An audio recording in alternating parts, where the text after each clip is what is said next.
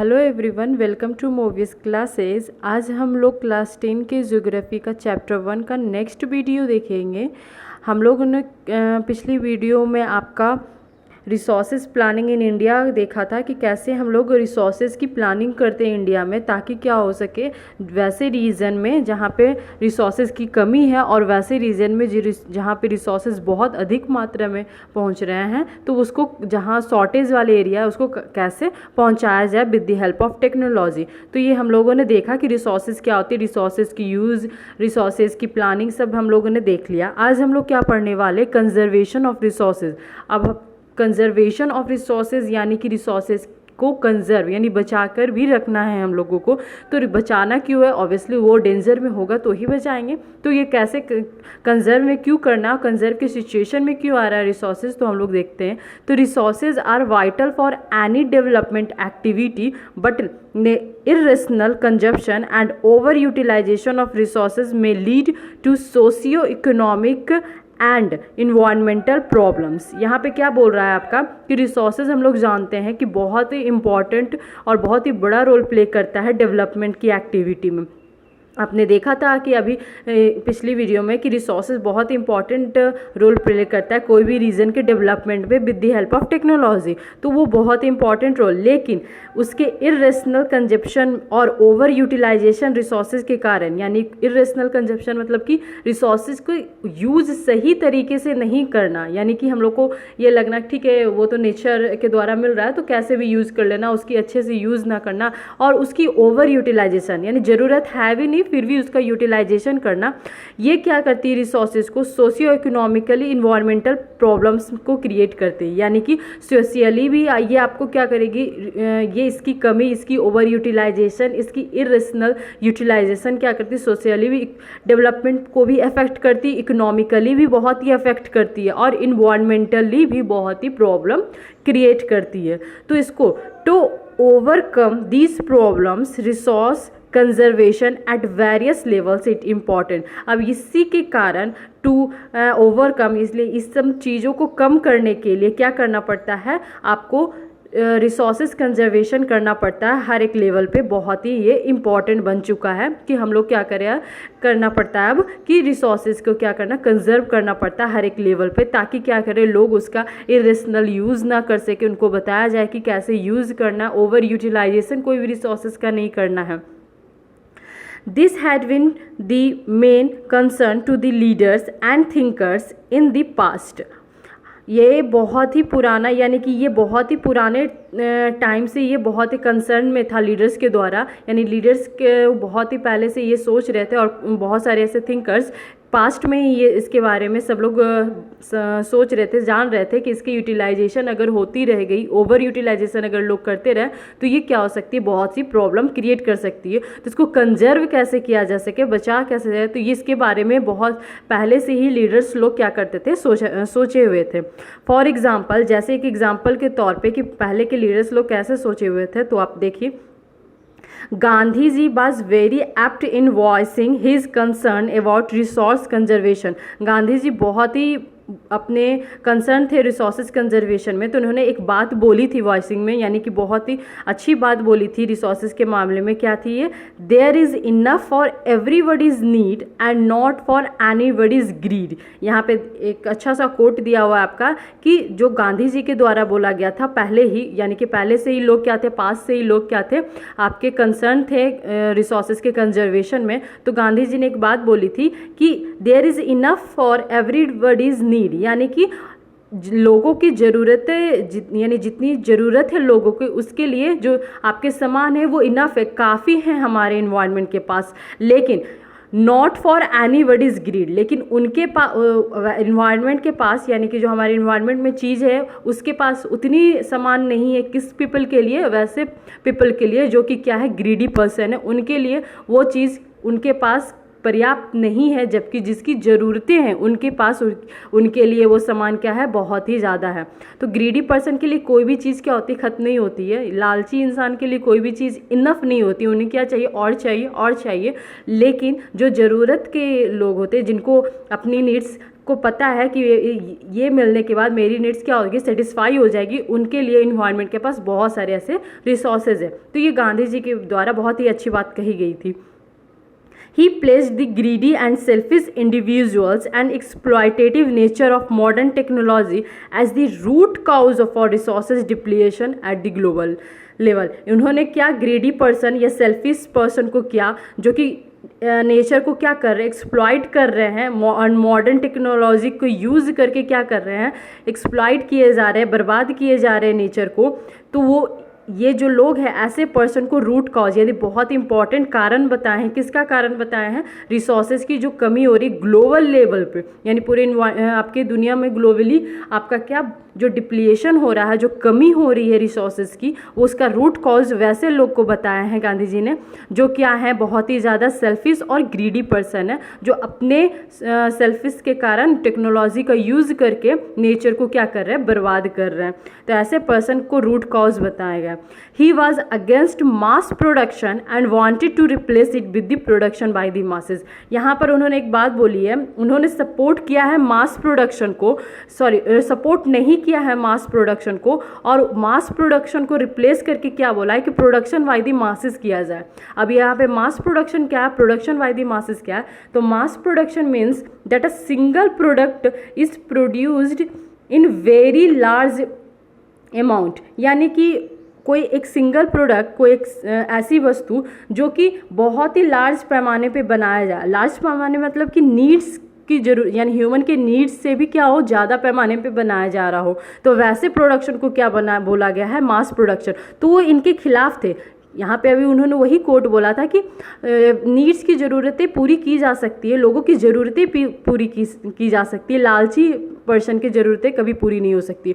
तो mass production means होता है वैसा प्रोडक्ट जो कि क्या हो, बहुत ही वेरी लार्ज अमाउंट में वो क्या किया जा रहा हो, बनाया जा रहा हो। जबकि उन्होंने क्या बोला, इसकी जगह क्या होना चाहिए था, production by the masses. Production by the masses क्या होता है, means the product which one produced with the help of many people, यानी कि विच आर प्रोड्यूस्ड, यानी वैसा प्रोडक्ट जो कि प्रोड्यूस हो रहा हो बहुत लोगों की मदद से, यानी एक ऐसा प्रोडक्ट जिसके कारण क्या हो, वो बहुत सारे पीपल का क्या हो, हेल्प, एम्प्लॉयमेंट भी हो जाएगा। बहुत सारे लोगों मिलकर एक प्रोडक्ट बना रहे, तो वो एक प्रोडक्ट क्या होगा, सबके हेल्प के लिए भी होगा, और उसके कारण क्या होगा, बहुत सारे पीपल क्या होंगे, एम्प्लॉयड भी हो जाएंगे।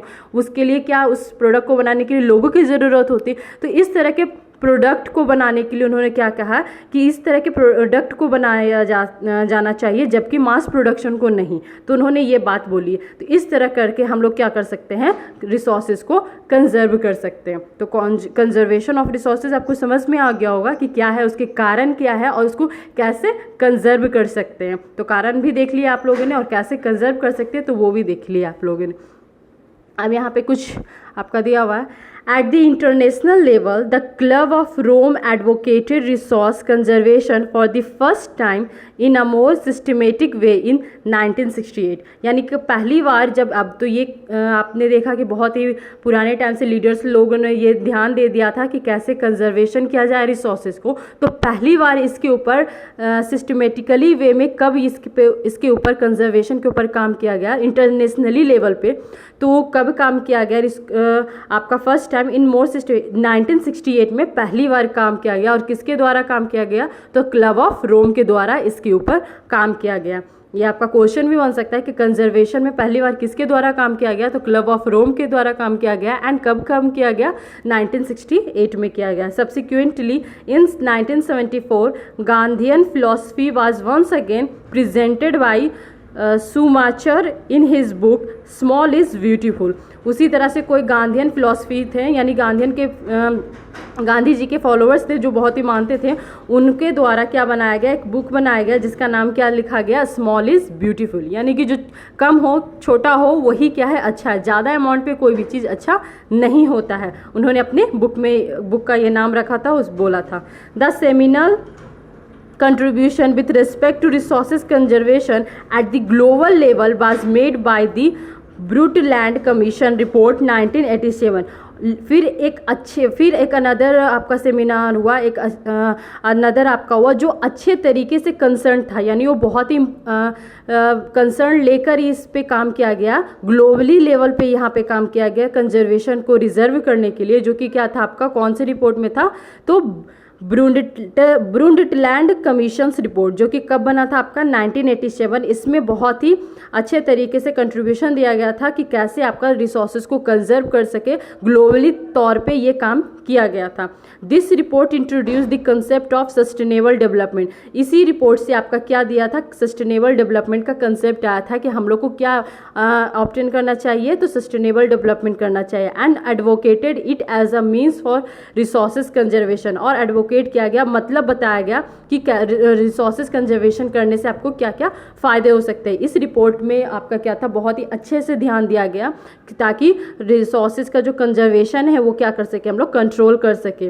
विच was subsequently published in a book entitled Our Common Future. ये सब सारी किसमें आपकी बात लिखी गई बाद में, तो एज आपका एक बुक पब्लिश हुआ जिसका नाम क्या था आपका, आवर कॉमन फ्यूचर।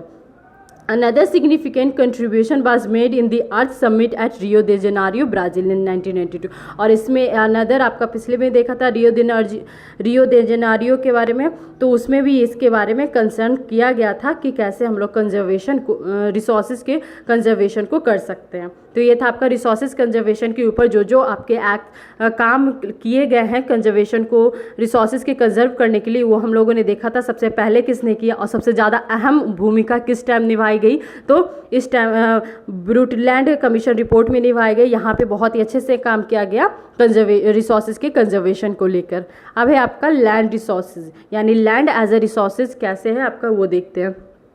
तो we live on land, we perform our economic activities on land and we use it in different ways. Obviously we live in on land, हम लोग रहते कहाँ हैं, तो लैंड पे ही रहते हैं। हम लोग बहुत ही अलग अलग तरीके के एक्टिविटीज़ को परफॉर्म करते हैं लैंड पे, और बहुत ही अलग अलग डिफरेंट वेज में परफॉर्म करते हैं हम लोग। दस land is a natural resources of utmost importance. इसलिए हम लोग लैंड को क्या मानते हैं, बहुत ही इम्पॉर्टेंट रिसोर्सेज मानते हैं, जो कि क्या है, नेचुरल है। इट सपोर्ट्स नेचुरल वेजिटेशन, ये क्या क्या सपोर्ट करता है, तो इसी के ऊपर आपका नेचुरल वेजिटेशन होता है। वाइल्ड लाइफ इसी के ऊपर है, ह्यूमन लाइफ इसी के ऊपर है, इकोनॉमिक एक्टिविटीज़ इसी के ऊपर है, ट्रांसपोर्ट एंड कम्युनिकेशन सिस्टम इसी के ऊपर। यानी लैंड रहेगा नहीं तो हम लोग रहेंगे कहाँ, बेसिकली बात है। तो लैंड बहुत ही इंपॉर्टेंट रोल प्ले करता है हमारे लाइफ से related. However, land is an asset of a finite magnitude, यानी लैंड क्या है, एक एसेट है, एक फाइनाइट मैग्नीट्यूड। फाइनाइट मीन्स एक निश्चित है। लैंड ऐसा थोड़ी है कि हम लोग लैंड को खींच के बढ़ाते जाएंगे अपने अकॉर्डिंग, अपने नीड्स के अकॉर्डिंग, नहीं, वो क्या है, फाइनाइट है, एक निश्चित है। ये एक तरह का क्या हमारा एसेट्स है। Therefore it is important to use the available land for various purpose with careful planning. थोड़ा सा आपको यहाँ पे प्रॉब्लम हो रहा होगा, पेन से लिखा हुआ है, बट आप लोग कोऑपरेट कर लीजिएगा। तो देखते हैं यहाँ पे, land is an asset of a finite magnitude. Land क्या आपका एसेट्स है जो कि निश्चित आपके लैंड है, आपका फाइनाइट है आपका। Therefore it is important to use the available land, इसलिए बहुत ही इंपॉर्टेंट है कि जो भी हमारे पास लैंड अवेलेबल है उसको अच्छे से यूज़ कर सके फॉर द वेरियस पर्पसेस। बहुत से कामों के लिए हमको उस जो लैंड हम लोग के पास प्रोवाइडेड है, जो फाइनाइट लैंड हम लोग के पास प्रोवाइडेड है, उसको अच्छे से वेरियस पर्पसेस के लिए यूज़ कर सके, ये विद दी केयरफुल प्लानिंग। और ये कैसे हो सकता है, बहुत ही अच्छे से, बहुत ही केयरफुली प्लानिंग करके, हम लोग अच्छे से प्लान करके लैंड को कैसे यूज़ करना है, क्योंकि हमें पता है कि ये क्या है, फाइनाइट में हमें मौजूद है। India has land under a variety of relief features, namely mountains, plateau, plains and island। आपने देखा कि इंडिया में बहुत सारे लैंड रिलीफ फीचर्स हैं। इंडिया के पर्सपेक्टिव से कि इंडिया में बहुत सारे लैंड के फीचर्स हैं। आपने क्लास 9 में भी आपको ये आपने अच्छे से डिटेल में भी पढ़ लिया है, जैसे कि कौन कौन है आपके, माउंटेन है, प्लेट्यू है, प्लेन है एंड आइलैंड है। तो यहाँ पे आप देख रहे होगे कि एक डायग्राम दिया हुआ है कि जितने भी लैंड हमारे पास मौजूद है उसका कितना % कौन किसके पास है। तो about 43% of the land area is plain, यानी कि पूरे लैंड में आपका 43% क्या है, प्लेन एरिया है। जो कि क्या होता है हमारा which provide facilities for agriculture and industry, जो हमें क्या प्रोवाइड करता है, इसके ऊपर हम लोग एग्रीकल्चर कर सकते हैं, यहाँ पे इंडस्ट्रीज़ बनते हैं आपके। फिर क्या है, mountains account for 30% of the total surface area of the country. फिर इंडिया के जितने भी लैंड में से आपका 30% कितने कौन सा एरिया आ जाता है, तो माउंटेन एरिया आ जाता है, यानी जितने भी लैंड कंट्री में मौजूद है उसका 30% क्या है, माउंटेन से घिरा हुआ है। It ensure perennial flow of some rivers, provide facilities for tourism and ecological aspects। ये क्या करता है, आपके बहुत सारे perennial rivers को फ्लो करवाता है। perennial rivers मैंने बताया था, जो कि क्या हो, सालों साल भर निकलते रहे, कभी वो सूखता नहीं है, तो ये माउंटेन्स के जरिए ही निकलते हैं आपके। ये आपके टूरिज्म फैसिलिटीज़ को भी बढ़ाता है, इकोलॉजिकली एस्पेक्ट से भी ये बहुत ही इम्पॉर्टेंट है आपका। फिर आपका आता है 27% क्या है पूरे लैंड का, वो क्या है आपका प्लेट्यू रीजन है, यानी 27% कौन सा रीजन आता है आपके लैंड में, तो प्लेट्यू रीजन है। इसमें क्या होते हैं आपके, it possesses rich reserves of minerals, fossil fuels and forest. इस लैंड में यानी प्लेट्यू वाले रीजन में आपके बहुत ही रिच रिजर्व्स मौजूद होते हैं मिनरल्स के, यानी मिनरल्स की खदान बहुत ज़्यादा मिलते हैं। फॉसिल फ्यूल्स इस रिलीफ फीचर्स में बहुत सारे मिलते हैं, एंड फॉरेस्ट भी इसी फीचर्स में आपको मिलते हैं। तो आप लोगों ने देखा कि लैंड एज अ रिसोर्सेज आपने देख लिया, लैंड के रिलीफ फीचर्स भी देख लिए, टाइप्स भी देख लिए, और उसका यूज़ क्या है वो भी देख लें। तो आज की वीडियो यहीं तक है। नेक्स्ट वीडियो में आगे लैंड यूटिलाइजेशन के बारे में बताया जाएगा, और land use pattern in India, इसके बारे में मैं आपको नेक्स्ट वीडियो में बताऊंगी। तो आज की वीडियो यहीं तक है। Bye, have a nice day.